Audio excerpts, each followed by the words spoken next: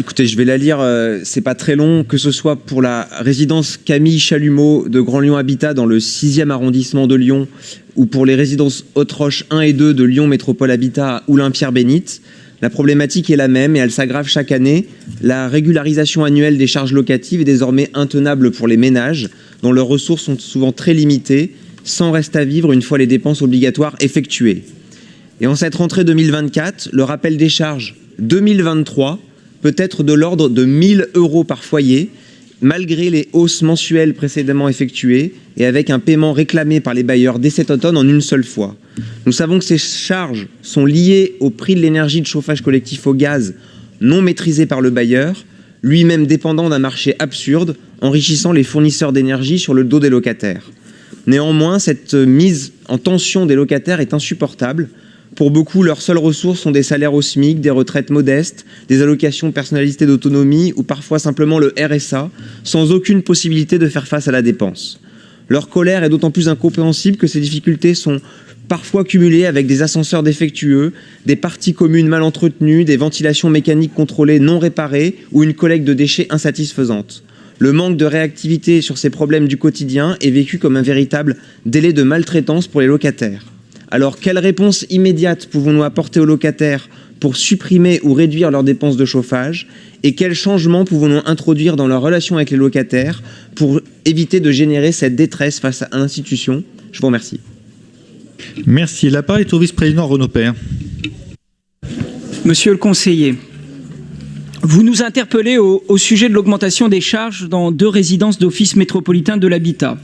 Vous le savez, j'ai déjà eu l'occasion de répondre à ce sujet à l'ensemble des groupes politiques au printemps, comme je l'ai fait auprès des locataires et des associations les représentant lorsque ils ou elles en ont fait la demande. Mais je vous remercie de me donner l'occasion de répéter ici publiquement mes propos, car probablement ils n'avaient pas été entendus. De fait, nous sommes confrontés depuis 3 années à une situation d'augmentation des charges brutale et inédite.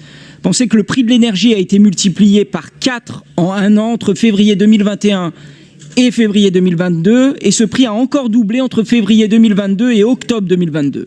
Le bouclier tarifaire mis en place par l'État a bien protégé les personnes en chauffage individuel, mais a été largement moins protecteur pour les immeubles équipés d'un chauffage collectif.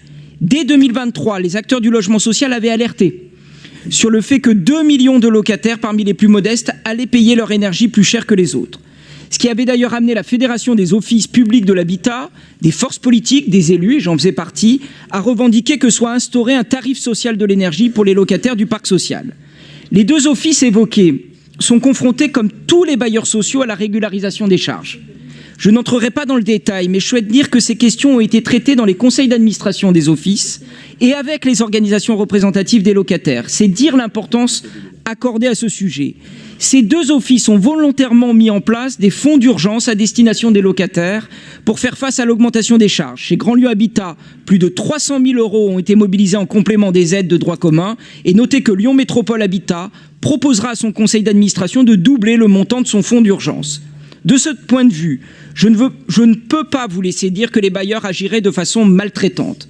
Au contraire, ils mettent en œuvre toutes les mesures d'accompagnement disponibles pour trouver des solutions aux locataires. J'ai d'ailleurs demandé à ce que vous puissiez rencontrer ces professionnels pour qu'elles et ils puissent vous expliquer leur méthode, et j'ajouterai leur déontologie professionnelle.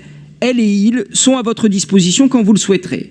Face au défaut de solidarité nationale, nous avons localement en partie anticipé cette situation à travers notre engagement fort sur le fonds de solidarité logement. Le budget a augmenté de 31% entre 2018 et 2023, passant de 4,7 millions d'euros à 6,1 en 2023. Et pour rappel, le FSL est financé par la métropole à hauteur de 81%, par les fournisseurs d'énergie et eau à hauteur de 12% et par les bailleurs sociaux à hauteur de 7%. Je voudrais souligner que le FSL permet aussi de répondre aux locataires du parc privé, dont vous ne parlez pas, mais qui sont confrontés aux mêmes augmentations et qui ne bénéficient pas du même accompagnement que les locataires du parc public, alors que nombre d'entre elles et eux ont des revenus très limités. Alors bien sûr, nous devons aller encore plus loin.